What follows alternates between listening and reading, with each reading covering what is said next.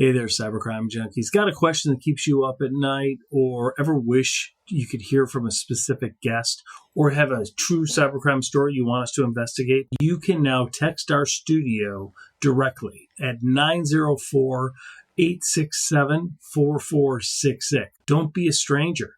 Text us at 904-867-4466. Don't miss the chance to be part of the conversation. Text us direct at 904-867-4466.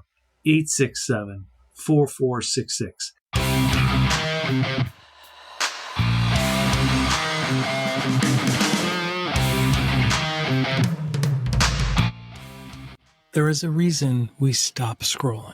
There is an arc of stories, and there are attention grabbers, and there's an art to storytelling, which helps us stay interested until the end.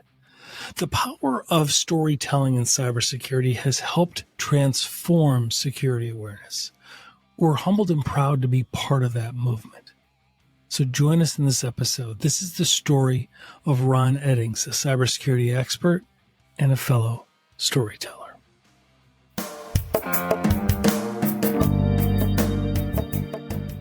Come join us as we go behind the scenes of today's most notorious cybercrime.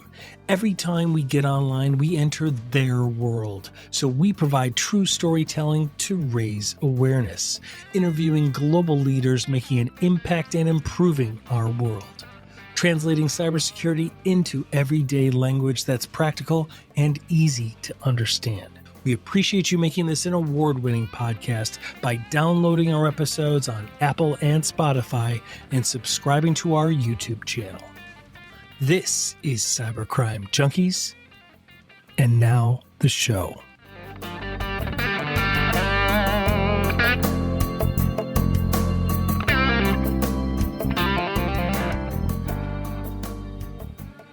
Hey, well, welcome everybody to Cybercrime Junkies. I am your host, David Morrow, and in the studio today, despite lots of technical hurdles that he's overcome, is my always positive, always illustrious co-host, the Mark Mosher. Mark, how are you, man? I'm wonderful, David. We call those opportunities for achievement. They're not opportunities problems. to improve.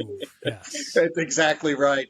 David, I'm really excited about this episode. The listeners are in for a real treat on this one. Tell us who's in the studio with us. Yeah, we have Ron Eddings, CEO of Hacker Valley Media and an experienced cybersecurity practitioner. Ron, thank you so much for joining. Welcome. Thanks for having me. I've been so excited to meet you and get on the show, so it's an honor being here. Appreciate it. Thank you. Mark and I were like, I can't believe they were there. They were talking to like Simone Biles. And I'm like, yeah, Mark, you'd have to leave your house to do that.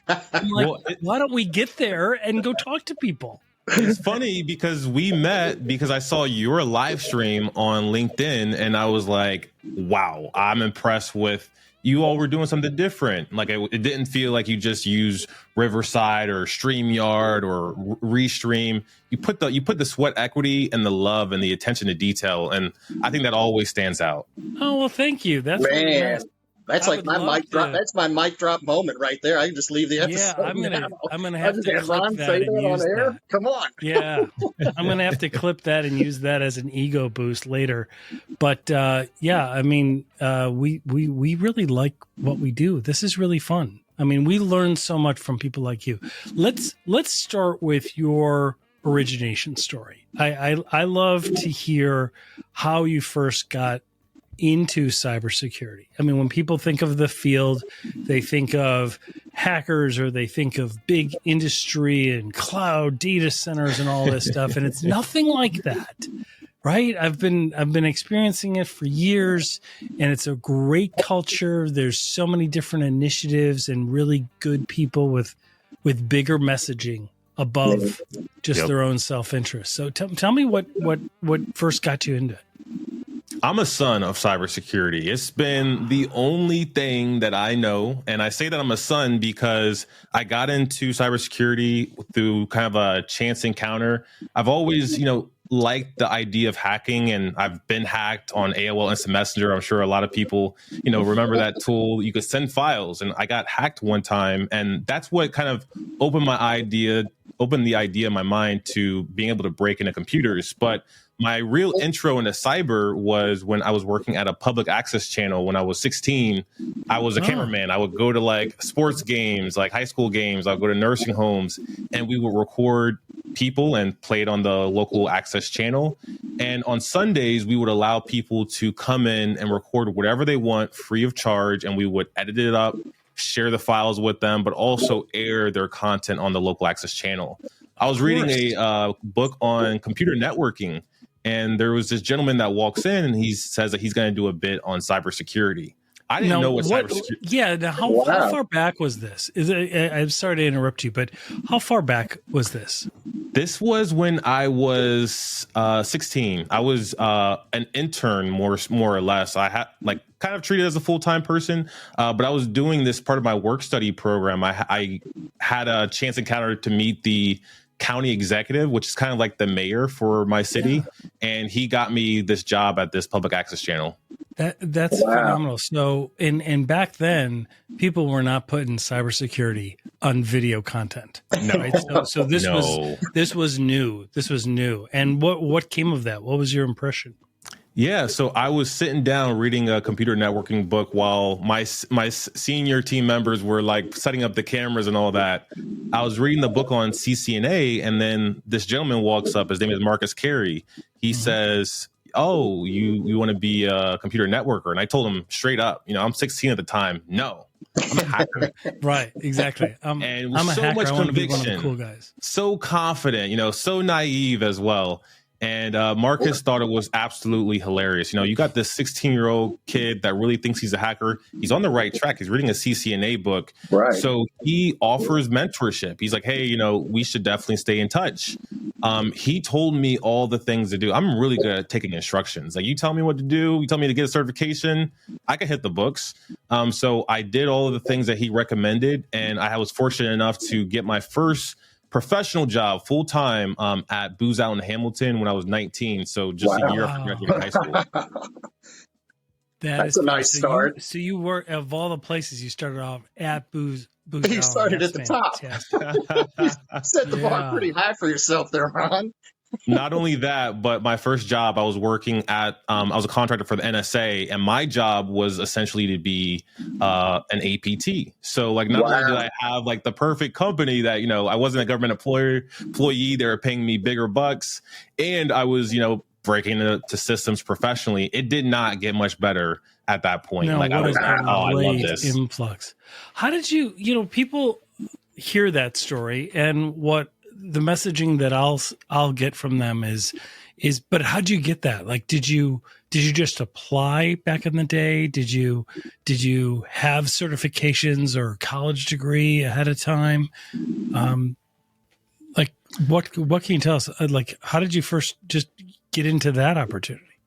Yeah, usually I think if someone were to hear just that last part, that I got my first job at 19, they might think child prodigy. I was not a child prodigy at all.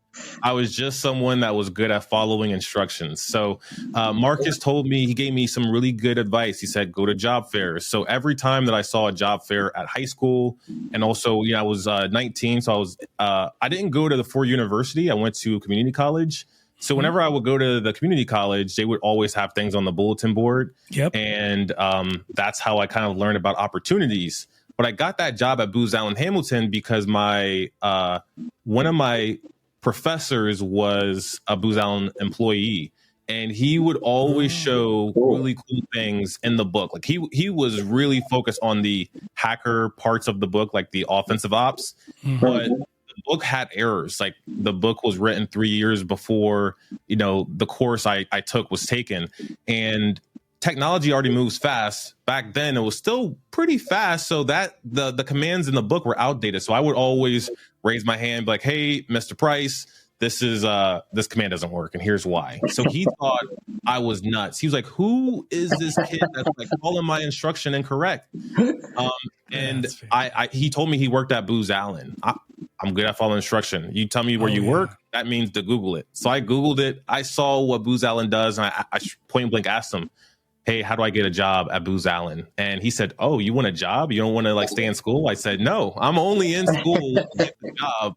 Exactly. And he made the introductions. And what I could say for this opportunity and any opportunity, if you know someone at a company, that always pays dividends compared to trying to apply and make it through the front door.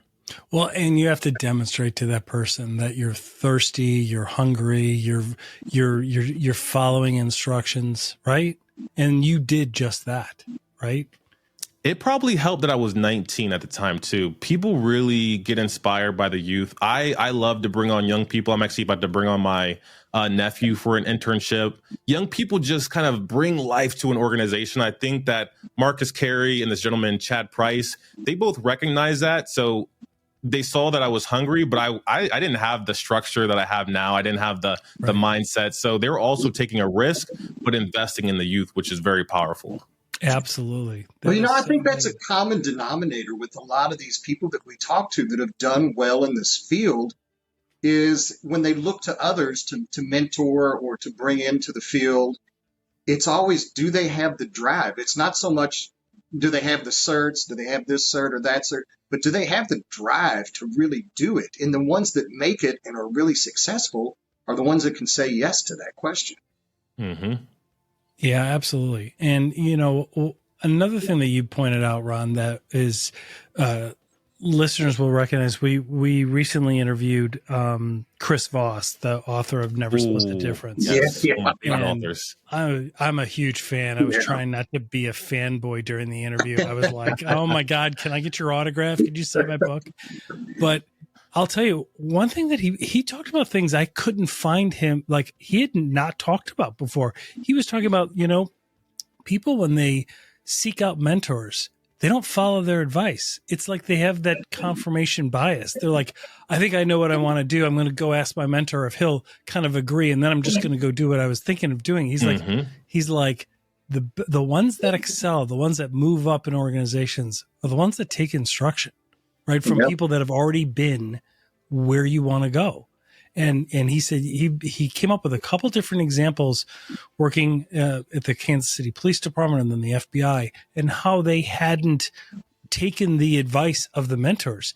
And he said part of the reason I got into the FBI is I listened and I just took instruction.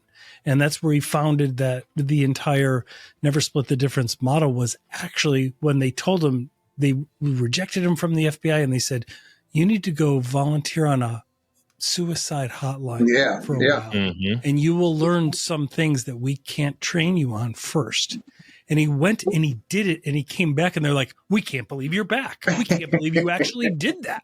And he's like, we tell people all the time and then we never hear from them again. He's like, well, I'm back and I learned a bunch of stuff. And he's like, and then they let him in. So it was really interesting to hear that. And to hear that you identified him, his teachings, and then he gave you instructions and you followed through. It's a really good life lesson. Stay with us. We'll be right back. Imagine setting yourself apart from the competition because your organization is always secure, always available, and always ahead of the curve. That's NetGain Technologies, your total one source for cybersecurity, IT support, and technology planning. Picture picking up the phone and having decades of technology and cybersecurity expertise on the other end, like a bat phone, but with a team of specialists ready to make your business faster, easier, and more profitable. Since 1984, NetGain Technologies has designed, built, and implemented customized technology solutions for businesses of all kinds. They offer a clear roadmap and security plan to keep threats at bay, all at a predictable, affordable monthly cost. NetGain Technologies supports organizations across the United States, providing the benefits of a fully staffed in-house IT department and security team at a fraction of the cost. Get peace of mind. Get competitive. Get NetGain. Contact NetGain today at 844-777-6278 or reach out online at netgainit.com. netgainit.com. That's netgainit.com, and get ahead of your competition today.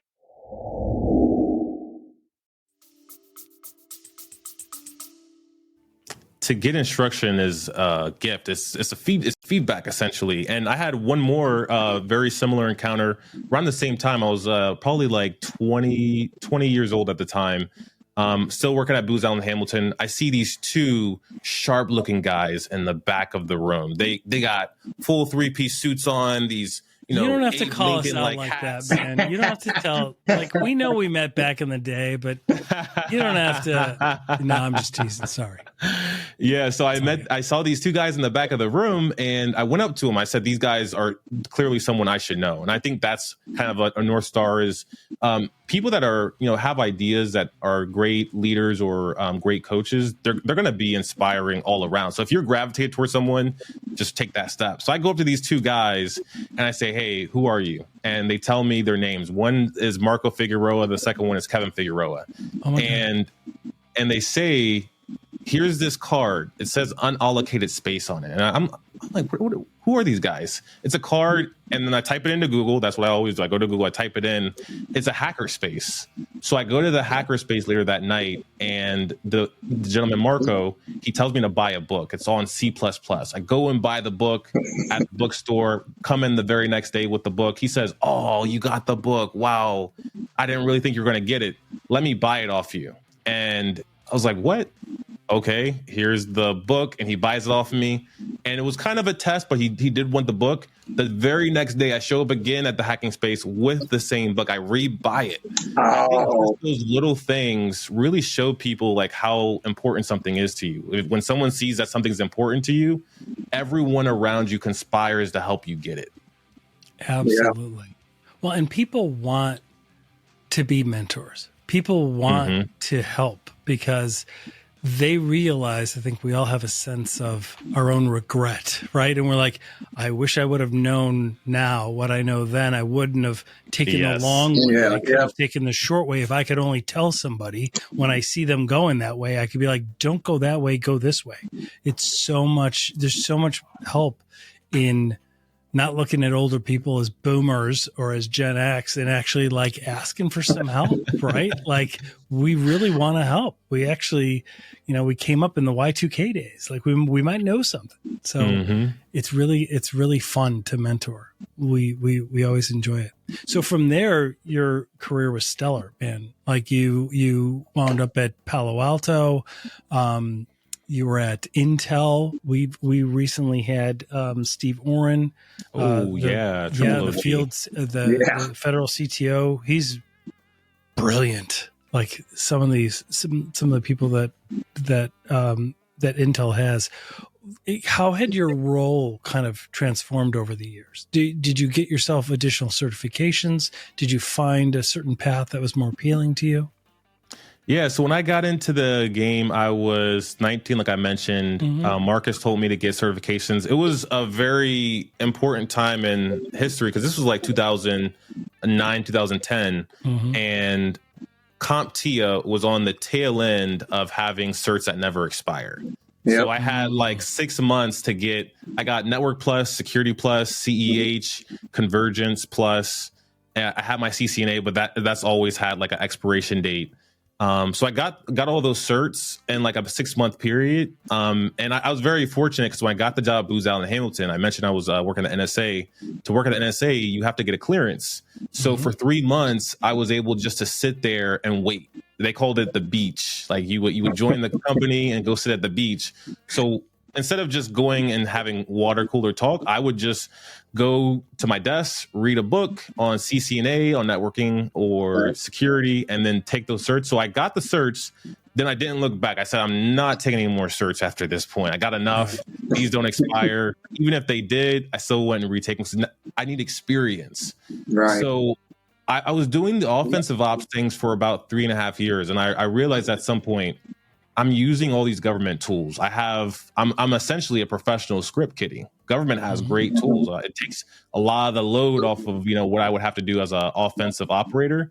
So I thought I need to get some more experience. Then I took a job at McAfee, did that for about 3.5 years where I was just focused on security research. trying to find how people are doing things, doing writings, going to conferences. And then I realized again, oh man, now I know how to do all the research, but I still don't know how to do any of this stuff. Right. So I took a job at Intel. And by the way, the gentleman that I was referring to, Marco Figueroa, is the gentleman that got me the job at Intel. He said, hey, I'm going to Silicon Valley. Ron, it's the promised land. You're single, you're not married. You have to go to Mecca, because if you don't go, you're going to regret it later in your career, because we know what Silicon Valley is about. It's about startups, it's about big money. So I go out to Silicon Valley to work at Intel, and I was doing threat engineering. So I was taking threat data from many different sources and providing a layer of automation on top. And then hit the same kind of point in my thinking. I know how to do this one thing for Intel. I know how to automate threats. I know how to automate data going from one place to another. But would this work at another organization? That was what was going on in my mind. And also, how do I get a bag? I didn't come all this way to San Jose, California, not to walk away with some prize winnings. Right. Intel pays their employees nicely, but the way that you make a good deal of cash in Silicon Valley is go to a startup, get equity, have a buyout, or go IPO. Yep. Right. So I go to this website called Crunchbase, and I type in, I see that Crunchbase has these filters. I'm like, holy crap, I don't think anybody knows about this. I don't think anybody knows about this still. Crunchbase has filters that you could drop down on and say, I want to see all the companies in San Jose, California that have $30 million in funding that were created in the past 3 years, that are not beyond Series B funding, that have less than 100 employees, because I wanted to make an impact. So I signed up for a Crunchbase subscription. It was like $60 for 1 month. I signed up and then canceled. And I found 10 companies that match this criteria. I applied for all 10. And I ended up working at Demisto as a security architect. So I was helping banks, health organizations, enterprise organizations just automate security workflows. And that went really well. I got all the experience I think I would ever need in the cyber arena, because I was automating terminal commands. I was automating APIs. I was automating people's jobs in a way, like, some of the heavy lifting. And that's how I kind of got here. Demisto was ultimately acquired by Palo Alto Networks. And around that time, I was working at Demisto and Palo Alto Networks. Me and Chris, we started talking on the mics. We didn't know we were doing a podcast. That's why I wouldn't say we started the podcast back then. We just started talking on the mics. We got these nice Shure SM7Bs, which I see that you got, David. They're the best things in the world.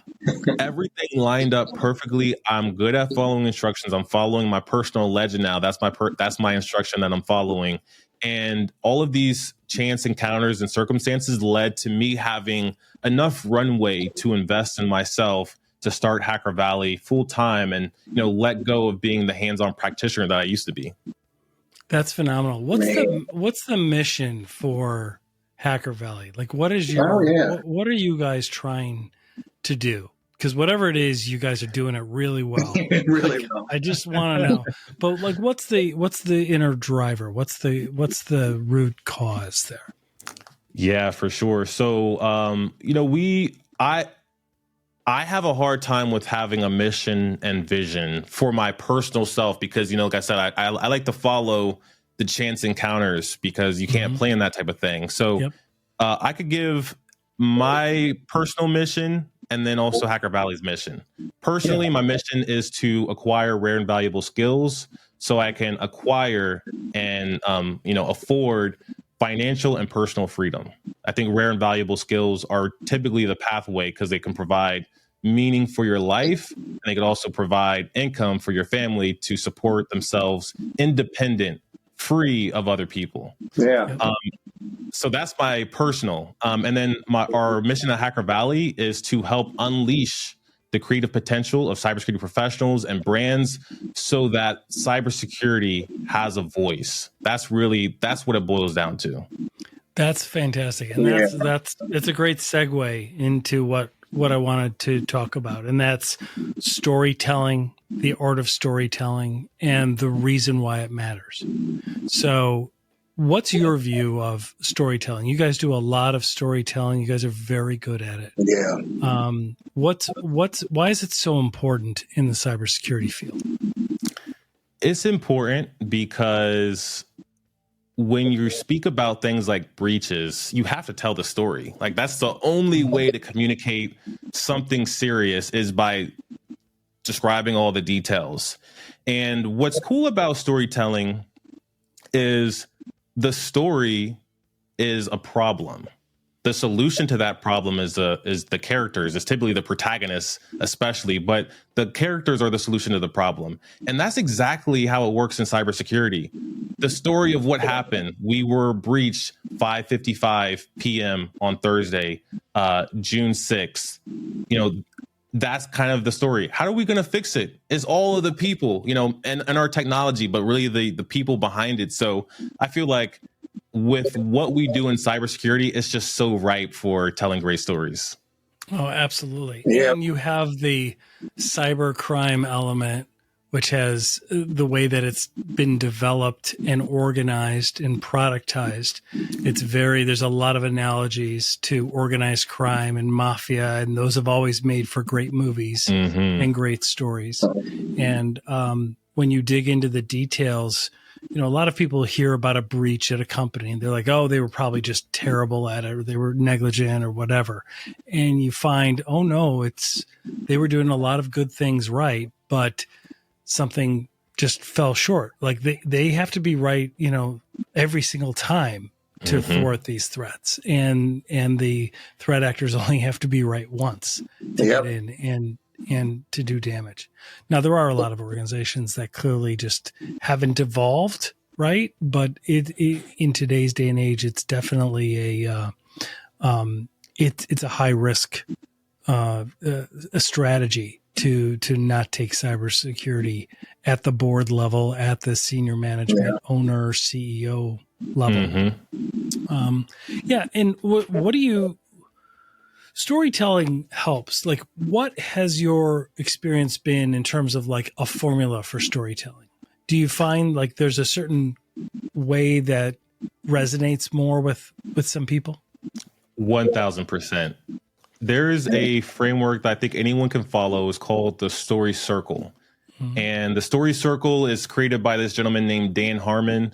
It has it's pretty much a circle. So it's a circle where it kind of breaks out stories into 8 pieces. And when you think about a story, I think the most traditional way to think about a story is beginning, middle, and end.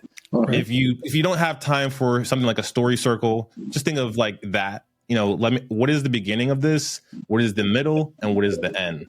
And the way to think about the beginning, middle, and end is typically the normal state of a situation, an explosion, that's the middle. And then the third chapter, kind of the end, is the new normal, the life that we're going to live now.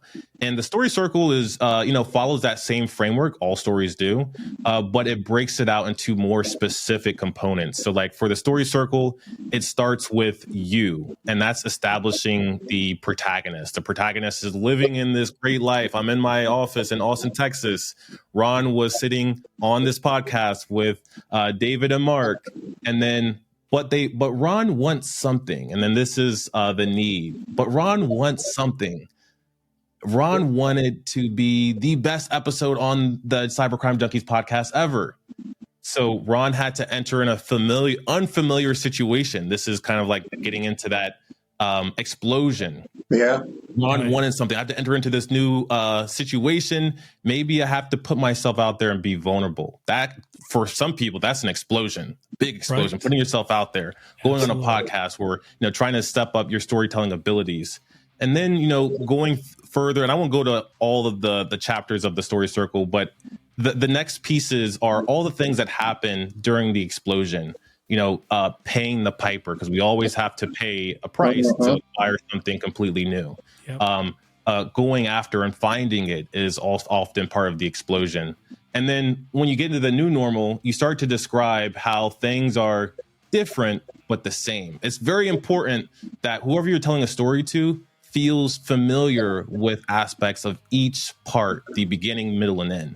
And the end is always, hard in some areas because you have to tie a bow on it or provide some type of resolution. Yeah. In cybersecurity, we don't necessarily always have the answers, but I do think that there's always a way to close out a story, whether it's in the form of to be continued. I think you just got to think of a sequel and trilogy mindset. But closing out the story, I think, is actually the hardest part of storytelling for cybersecurity. That's fantastic. I think that's absolutely wonderful. All brands can benefit from storytelling. I mean, every company, whether they realize it or not, they are a brand. Their leadership is a brand. They impose a culture. They have products or services, but they are a brand. They are a story. And some definitely articulate that in a more resonating way than others. Mm-hmm.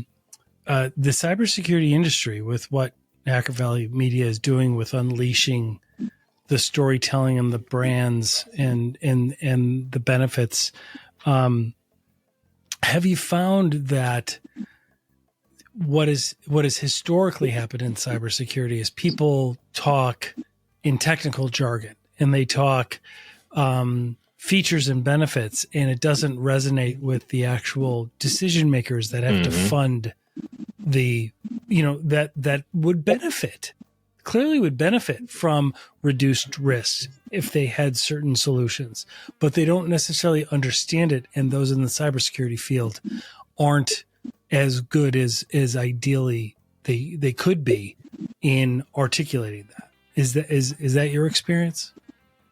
It is, unfortunately. And not only is it my experience of witnessing that, but I have been also part of that conundrum, creating the conundrum and the problem even bigger, because when I first got started, I thought I could explain people everything I know. Like, I thought I could just let me break it down to its most simplest terms, and then you'll understand the importance. And that's not how it works. The first step, if you're presenting to someone, is building your story out. But then you have to find out who you're going to be telling that story to and cater the story to that audience.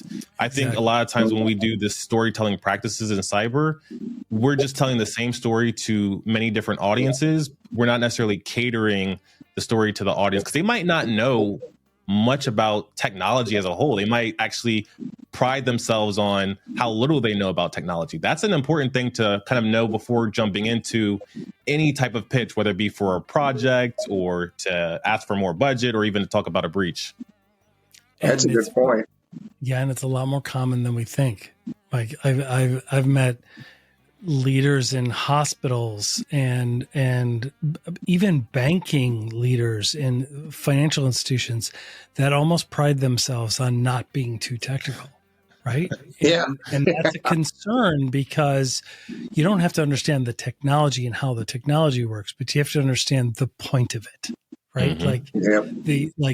They are there to have certain protections in place. But oftentimes when they're presented with a proposal or whatever it may be, an initiative, they're presented with the features and benefits. We'll be able to spot this. We'll be able to have reporting on this. And they don't understand why they need it in the first place, right? We haven't addressed the elephant in the room, which is we are at risk. This will reduce the risk. Or we are, we have certain levels of fraud, and this can reduce the levels of fraud by X%. Yep. Yeah. And what is your experience? We've talked about this a number of times on the show, and that is trying to encapsulate it, trying to put some measurement around it, in an industry, or let's just say a individual organization rather. Sales can say we're going to hit our target or exceed our target by 11% this quarter. We're going to miss our target here. HR can say we have 8% of our employees out there looking for a job. That could cost this, right? And then the cybersecurity group or the IT professionals for an organization will go, we're kind of at medium risk. And they're like, I don't know what that means. You know what I mean? Like, everybody else is able to quantify things, but part of it is because the threat comes from cyber criminals, and crime is an intervening third party act, and you never really know when it's going to happen. So that does create some ambiguity, but there are ways of measuring risk, are there not?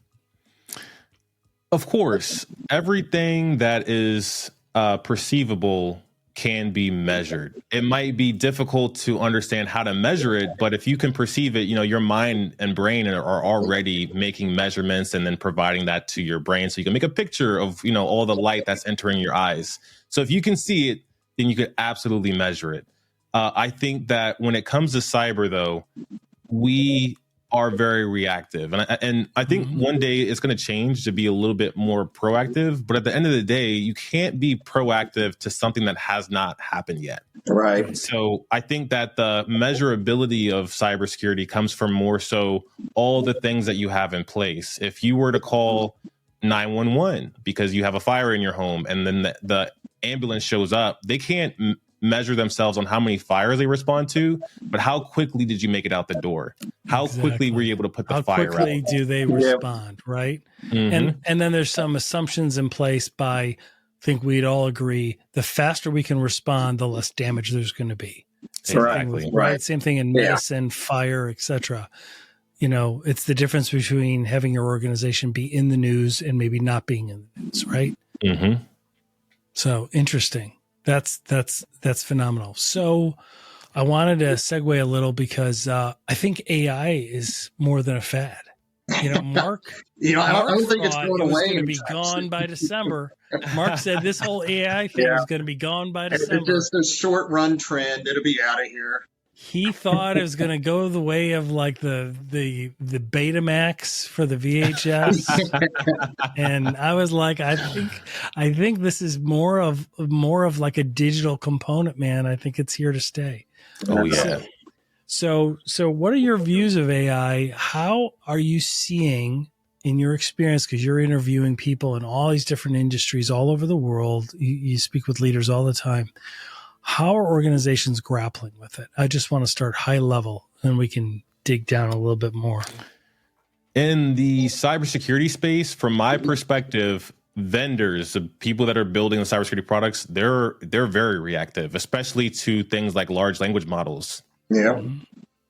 Which makes a lot of sense, because how do you provide more value to your customer is you have them speak in a language that serves them well. English is my language. I could code in Python, I could code in JavaScript, but it's way easier for me to talk through a process in English.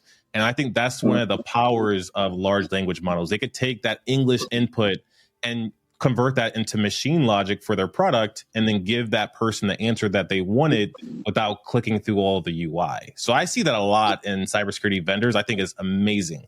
Cybersecurity practitioners that are focused on enterprise security, it's a slower burn. They're not adopting AI as fast as vendors, as fast as attackers, as fast as me as a media person in cyber. They're worried. They're worried. Yeah.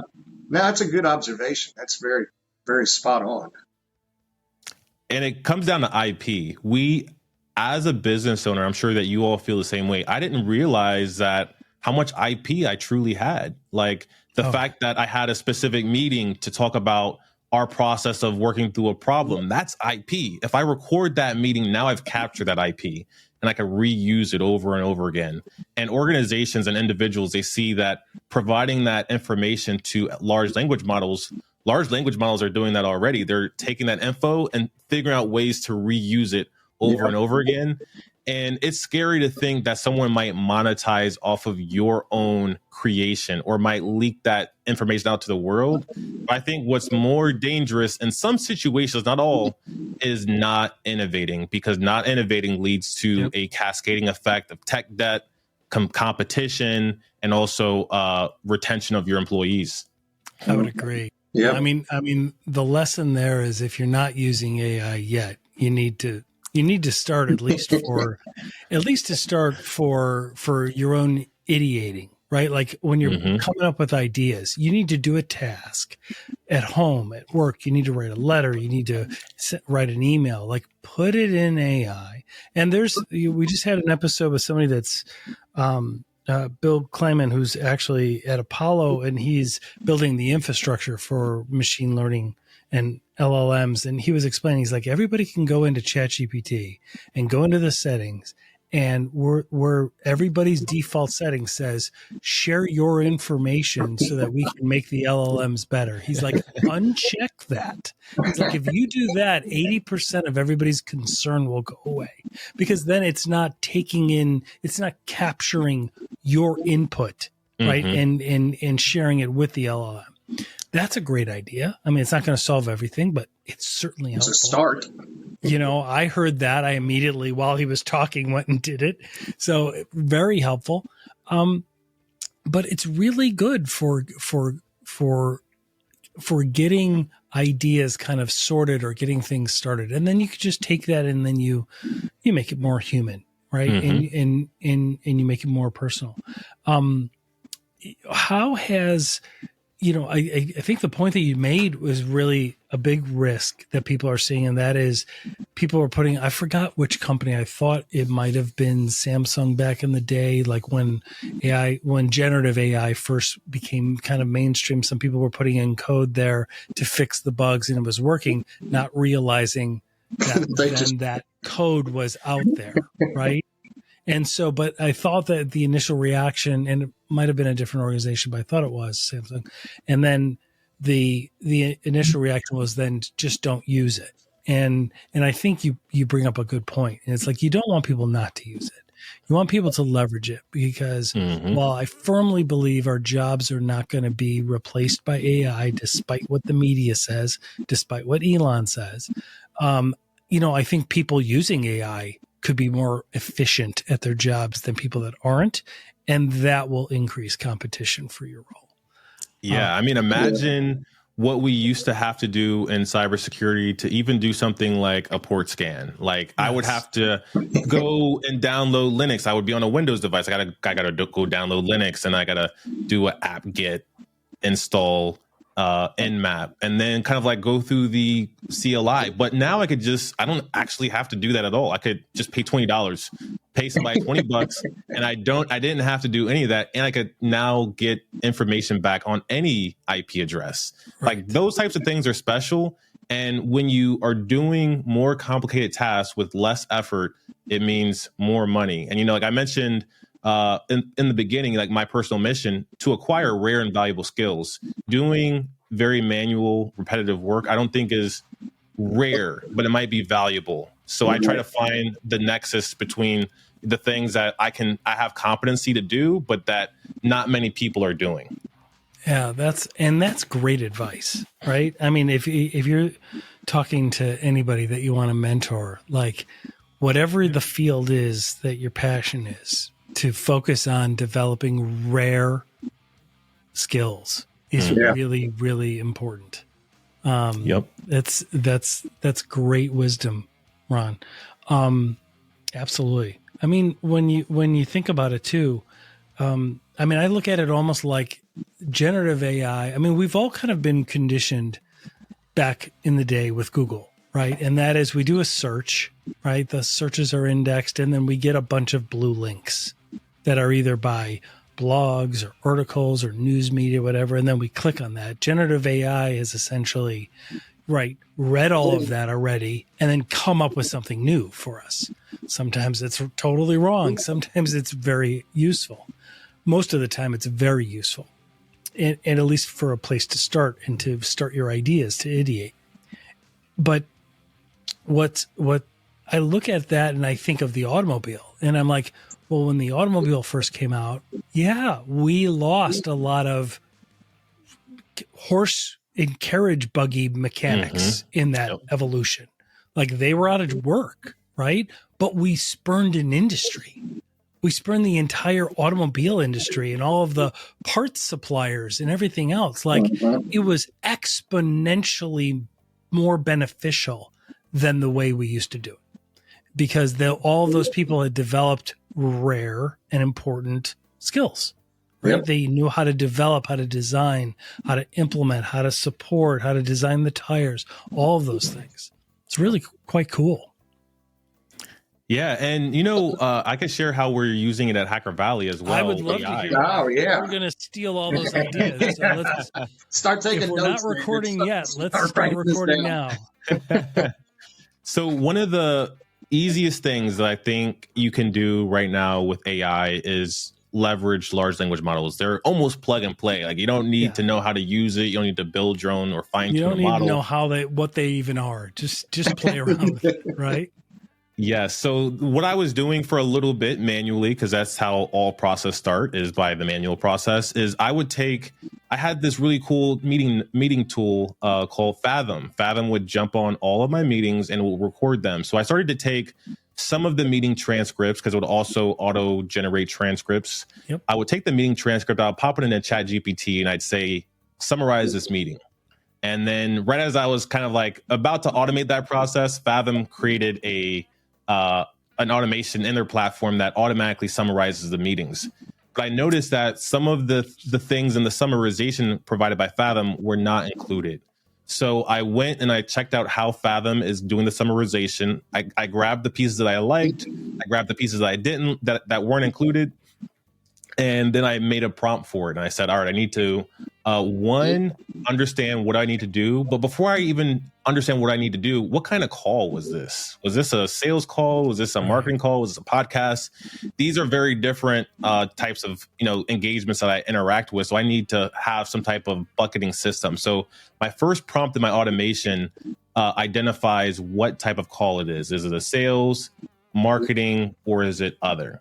And if it's a sales call, what it will do is it will look at the transcript and it will try to identify who is the seller. It's always me. I say, if Ron's on the call, Ron's the seller. If it's one of our other team members on the call, they're the seller. So I've provided very specific conditions for when it goes down the sales path to have a different prompt for creating those action items that I need. Give me the summary, but I also need to know specifically what are Hacker Valley's action items from this call. So from there, it takes that ChatGPT output and provides it into Slack. And then when I put it all in the Slack, I thought to myself, this doesn't look good at all. It's just a giant chunk of text. ChatGPT formats it in the window nicely, but when you get it in Slack, it needs to be in the Slack format that looks pretty. So I thought, I'm gonna have to write some Python or JavaScript, and I said, no, I'm not.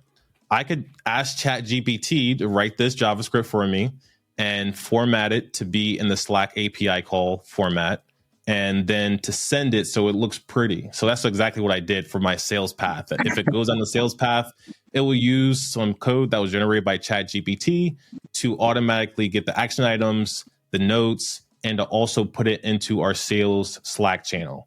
And I have similar flows for marketing. I have similar flows for the podcast. So I try to I don't try to automate things end to end, but I try to take information as close to the truth as possible for our team to make some type of decision and action off of. Well, that's good use. That's really good use. Yeah, that is why you guys are as good as you are. But think about what that is you're identifying a manual process that you yourself have to do, and you're leveraging the LLM and the generative component of it to synthesize it. And then when you want to put it into a different system, you're like, I have to go and I have to write the code. Oh no, wait, it already knows code, right? And then you just have it create that for you. It's actually remarkable, and it's a great example of the things to come. Right? Yep. None of us can predict the future, but that ideation that you just showed us, that whole flow of identifying, I need to summarize my notes. I need to identify what did the client actually say, rather than basing it on my own memory and my own handwritten notes. What did they actually say? What were their needs? What were their concerns? Having that filter out and then being able to translate that onto another platform. And you were able to do that all within the system. It's brilliant, man. Yeah. Yep. It's fantastic. Well, before we go, I want to ask you, if you were talking to a business owner of a small mid-sized business, right? Think of, Mhm. or a leader in an organization. Maybe it's a bigger company, but they're in charge of a team or something, and they have their own division or something, and they're concerned about cybersecurity and risks. What are some of the top things that you see organizations really? Everybody's telling organizations to do all these different things, and they don't know what to do first. They don't know whether what they're doing is good enough. What advice can you provide? What insight? If someone came to me with that situation, I would say, go back to the time when you were a kid, right? What were the things that your parents told you to do at the end of the day or the beginning of the day? Like, those are really the important things, right? Brushing your teeth, getting dressed, making yourself presentable, hygiene in all aspects of life is what our parents, prescribe for us. And I would say the same for small to medium-sized business owners and even people that work for those size companies. This is also applicable for enterprise as well. But basic hygiene is the most important. I think when you do the basic hygiene, you build two pieces of very important knowledge. You get to understand what are the tools that you have already. I think a great way to find what tools you have, going through your financial records, looking at all the transactions that you've made in the past 365 days. That's going to let you know if you bought any new laptops. You'll see the Apple Store on there. You'll see your subscriptions. They come monthly or yearly. So looking at past 365 is typically a good way to go. Get a lay of the land of what you have first. So that's going to be important. This is part of asset management. This is the first step to any cybersecurity framework. And even it's a step to a lot of financial frameworks as well, like asset inventory and asset management. So getting a lay of the land for what you have is very important. Then I think the other two basic hygiene pieces that I would do to start with, without trying to boil the ocean, make sure that anyone that has an asset that's connected to my systems has a strong password or some type of password manager so they don't have to remember all these passwords. And then the third piece, after you do the asset management, after you kind of like did just a basic setup, making sure that your users have access and good passwords, multi-factor authentication. If you were only to do those three things, there's a very small likelihood that you're going to get compromised off your users. Your data and your applications are a whole different can of worms because they have configuration, but your users should be relatively safe, assuming that your applications aren't compromised. Yep. Absolutely. That's a good point. Yeah, no, that's really good. Yeah. That's really good insight. I would agree completely. I would as a subset, the only thing I would add to that is just as a subset of that hygiene would be for an organization to just do ongoing education on what they're supposed to be doing, right? Yeah. Because it changes so much. We've been doing those security awareness things for 12 years now, and it changes every couple months. Like the entire framework changes. Like everything is, the threats are changing so quickly. But at the end of the day, you're right. Like good password, having multi-factor authentication, and these are kind of table stakes. But they're the things that when you look at, again, getting back to your storytelling, when you tell the story of breaches, like we all do here, right? It usually starts with, well, they used stolen credentials, and guess what? They were reusing passwords, right? Like you can't reuse a password. Like in the beginning, we used to educate people on creating good passwords. And then what was happening is people would be like, I got a good one. I'm going to use it for everything. Really long. Morrow, I put it in your, how strong is my password? It's going to take them 1 billion years. So I use it on everything. And I'm like, no, like the other part of that was you can't reuse passwords. And, we see that through credential stuffing and a lot of other risks that happen. But you bring up a good point about asset management, and that is so many organizations, they don't have a real good handle of everything that's connected to their network right now. No, that's right. No. I mean, even just think of, like even smaller. I think of there's so many examples my mind just flooded with examples. Think of a school district, right? You have buildings all over town, right?